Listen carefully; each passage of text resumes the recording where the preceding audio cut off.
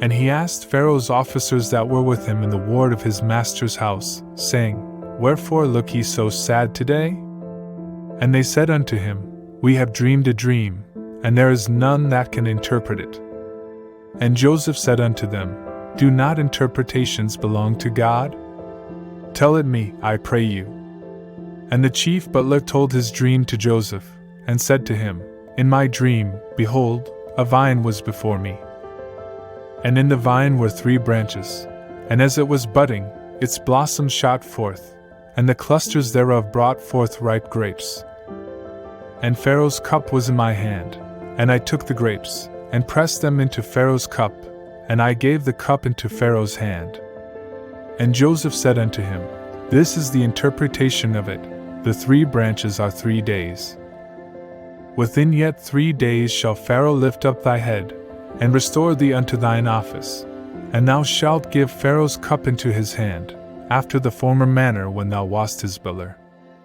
But have me in thy remembrance when it shall be well with thee, and show kindness, I pray thee, unto me, and make mention of me unto Pharaoh, and bring me out of this house.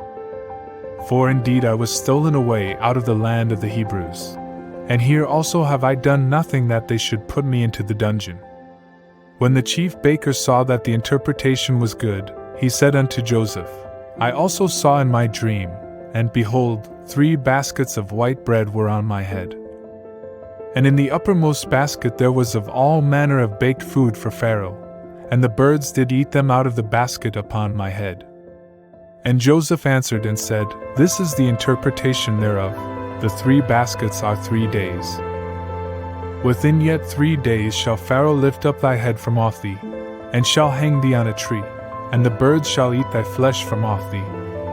And it came to pass the 3rd day, which was Pharaoh's birthday, that he made a feast unto all his servants. And he lifted up the head of the chief butler, and the head of the chief baker among his servants. And he restored the chief butler back unto his butlership, and he gave the cup into Pharaoh's hand. But he hanged the chief baker, as Joseph had interpreted to them. Yet did not the chief butler remember Joseph, but forgot him. And it came to pass at the end of 2 full years, that Pharaoh dreamed, and behold, he stood by the river. And behold, there came up out of the river 7 kine, well-favored and fat-fleshed, and they fed in the reed grass. And behold, 7 other kine came up after them out of the river, ill-favored and lean-fleshed, and stood by the other kine upon the brink of the river. And the ill-favored and lean-fleshed kine did eat up the 7 well-favored and fat kine. So Pharaoh awoke. And he slept and dreamed a 2nd time, and behold, 7 ears of corn came up upon one stalk, rank and good. And behold, 7 ears, thin and blasted with the east wind, sprung up after them. And the thin ears swallowed up the 7 rank and full ears. And Pharaoh awoke, and behold, it was a dream. And it came to pass in the morning that his spirit was troubled, and he sent and called for all the magicians of Egypt, and all the wise men thereof, and Pharaoh told them his dream, but there was none that could interpret them unto Pharaoh. Then spoke the chief butler unto Pharaoh, saying, I make mention of my faults this day. Pharaoh was wroth with his servants, and put me in the ward of the house of the captain of the guard, me and the chief baker.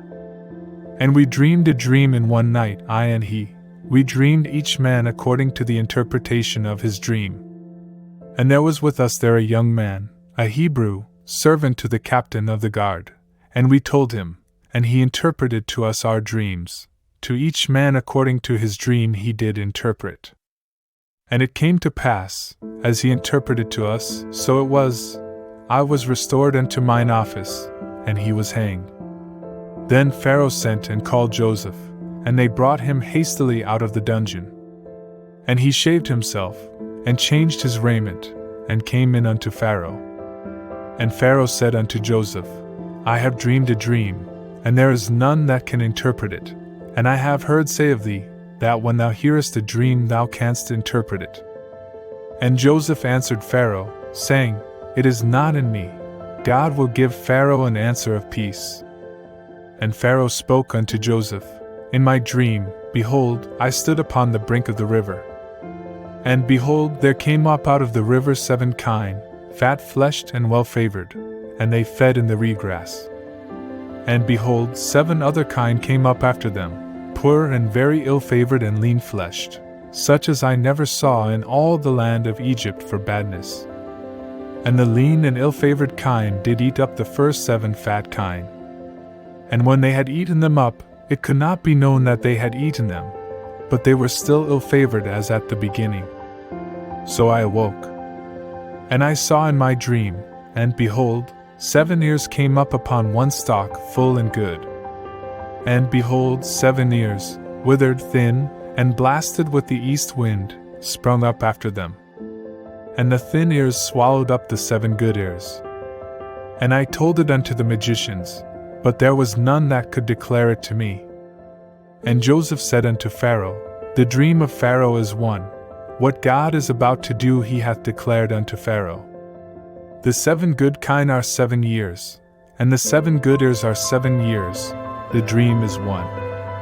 And the 7 lean and ill-favored kine that came up after them are 7 years, and also the 7 empty ears blasted with the east wind. They shall be 7 years of famine. That is the thing which I spoke unto Pharaoh.